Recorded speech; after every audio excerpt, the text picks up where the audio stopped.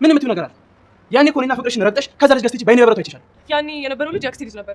ረክሽበት ሊዲያ፣ ምንድን ነው ያደረግሽው? እኔ ምንም አላደረኩም። ውሃ ውስጥ ጨምራበት ነው። ሰምኛለሽ? ባርኮት የፍቅር ጥያቄ ጠይቆኛል። በቃ ከዚህ በኋላ የሱ ፍቅረኛ ነኝ። እስከዛሬ ስትጫወትብኝ ነበር ማለት ነው። ምን ያጠፋት ማለት አንተ ራስን የማዳመጥ ችግር ስላለብህ ደግሞ እንደማትፈልግ ስትነግረኝ እኔ ምንድን ነው መሞከር ፈልግ አቤት አመሰለች እንዴ ለመሞከርባት በአደይ ፍቅር የሚሰቃዩት ባርኮትና ዴቭ። ባርኮቴ እንግዲህ ባለፈው ለአደይ ፍቅሩን ገልጾላት ነበረ።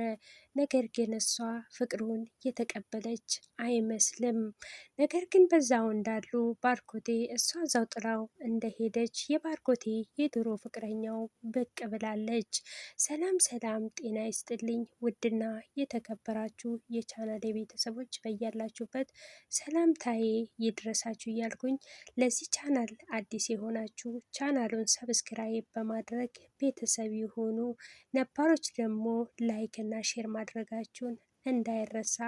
እንዲሁም ሀሳብና አስተያየት ካላችሁ ኮሜንት ላይ ያስቀምጡልኝ።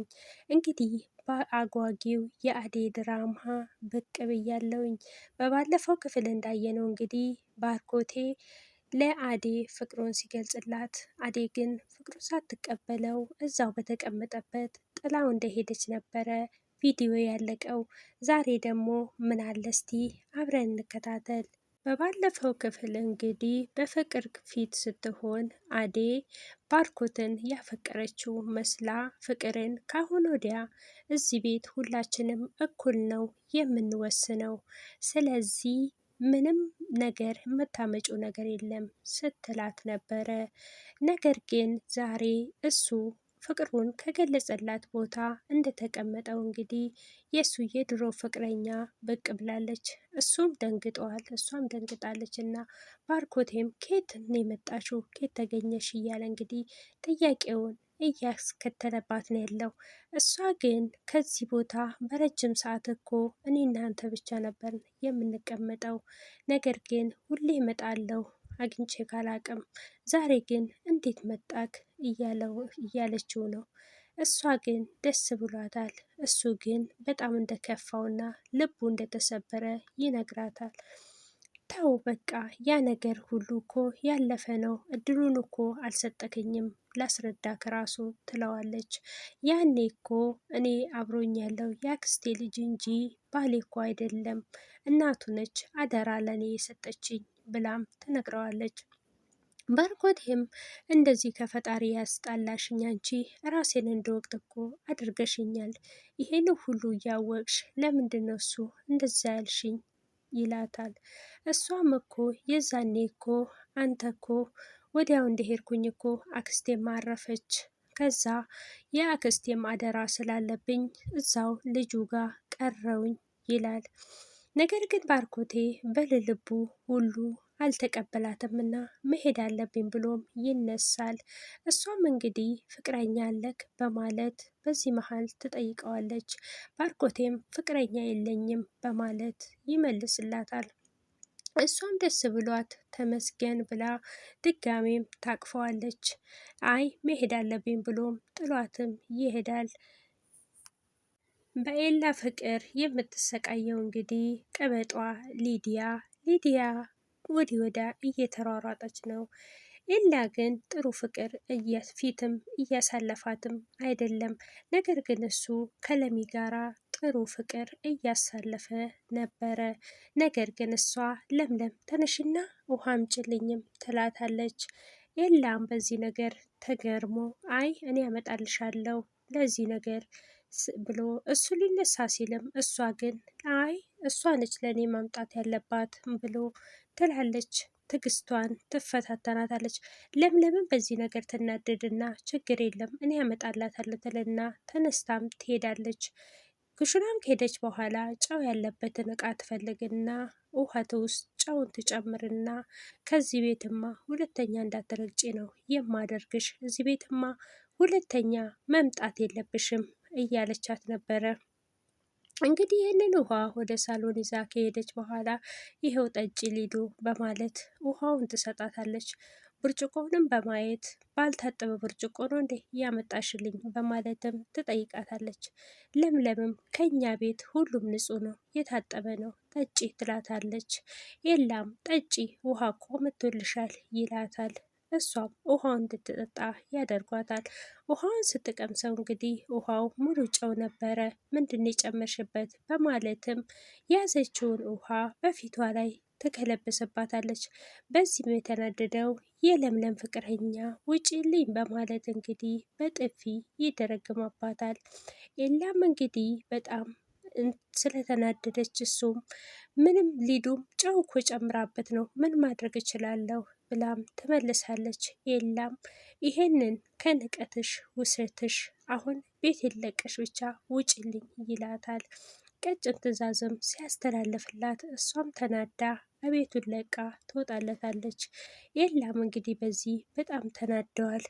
በሌላ በፍቅር እንግዲህ ኤዲን የሚያፈቅራት በኩሽና እየሄደ ሁሉን ነገር ይጠይቃታል። አንቺና ባርኮት ተጫወታችሁብኝ፣ በህይወቴ ነው የቀለዳችሁት ይላታል። አዴም በዚህ በቃ እኔ መሰቃየትና ሁሉ ነገር በቃኝ፣ ደክሞኛል። ይሄም ደግሞ ፍቅር እኮ አንተን በጣም ትወድካለች፣ እኔ አሁን የባርኮት ነኝ ብላ ትመልስላታለች። ዴቭ ግን በጣም ተናዶ የራሳችሁ ጉዳይ አስመሳይ ናችሁ በማለት ጥሏት ይወጣል። በመቀጠም እንግዲህ ያለበት ሁኔታ ግራ የተጋባ ባርኮት ወደ ጓደኛው ቤት በመሄድም ይጠይቀዋል። እንዲህ ኤላ እንዴት ነው ከቤዛ ፍቅር አለት እንዴ በማለትም ኤላም ይጠይቀዋል። እኔማ ያኔ ጥላኝ ስትሄድ እኮ ፍቅሬ ያለቀ መስሎ የነበረ፣ ነገር ግን ዛሬ እንደ አዲስ አገኛት ስሜቴ እንደ አዲስ ነው የተቀሰቀሰው በማለት ያለውን ነገር ሁሉ ይነግረዋል። ለአዴም ፍቅሩን እንደገለጸላት ይነግረዋል። ኤላም በዚህ ተደናግጦ በጣም ቸኩለካል፣ ነገሩ አዴ ስላልተቀበለችህ በጣም ጥሩ ነው። ቤዛን አሁን የምታፈቅራትና የምትወዳት ከሆነ አብረክ መሄድ አለብክ ይለዋል። ግን እኮ እንዴት አርግቻቸው ነው የሚሄደው? አዴንስ ለማን ጥያት ነው? እንዲሁም እኮ ዴቭ ደግሞ አዴን እንደሚያፈቅራት እኮ ነግሮኛል።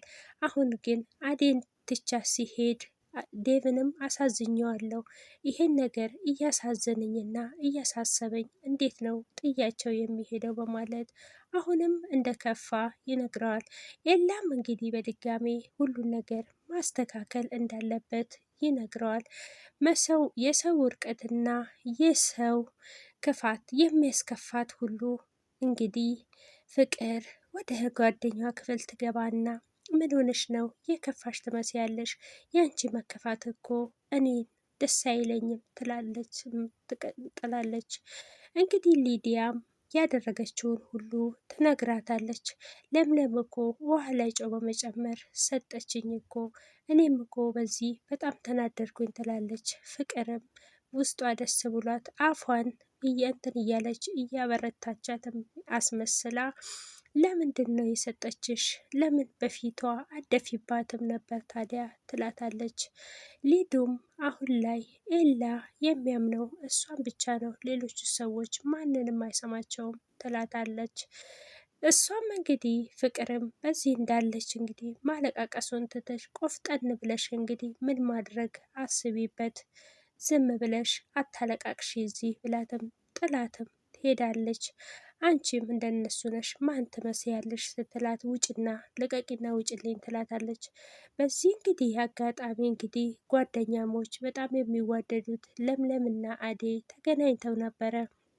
በዚህም እንግዲህ አዴ በጣም እንደከፋት ትነግራታለች። እሷም እያጽናናቻት እያለች እንግዲህ ፍቅርም ወደ እነሱ ክፍል ታመራለች። ስታመራም ኬት ተገናኛችሁ ደግሞ ትላታለች። እሷም እንግዲህ ይስቁባትና መጣች ደግሞ ላይ ተነሻንችም ወደ ስራሽ ስሪ ትላታለች። እሷም እንግዲህ ካሁን በኋላ ሁላችንም እኩል ነው ያለነው፣ ስለዚህ ምንም ነገር መናገር አትችይም ትላትና እሷም ጥለዋትም ወደ ክፍልም ይሄዳሉ። ነገር ግን ሁሉን ነገር የምታጫውታት ስለ ባርኮት ነገር ነበረ።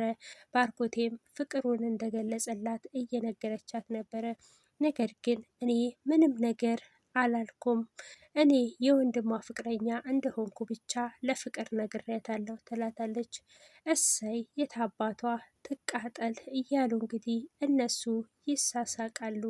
እነሱ እንግዲህ ሲሳሳቁም ነገር ግን አዴ በዚህ ነገር ዴቭ ነገር በጣም እያሳሰባት ነው ያለው። ከዚህ ነገር እኮ ብዙ ነገር እኮ ደብቄሻለሁ፣ ዴቭም እኮ እንደሚያፈቅረኝ ነግሮኝ ነበረ፣ ነገር ግን አልተቀበልኩትም ትላታለች። ለምለምም ደንግጣ ታዲያ ምን መሆን አለበት? ነገር ግን ከባርኮቴ ጋር ብትሆኚ እኔ ደስ ይለኛል ትላታለች። ባርኮቴ የዋህና ጥሩ ሰው ነው ትላታለች።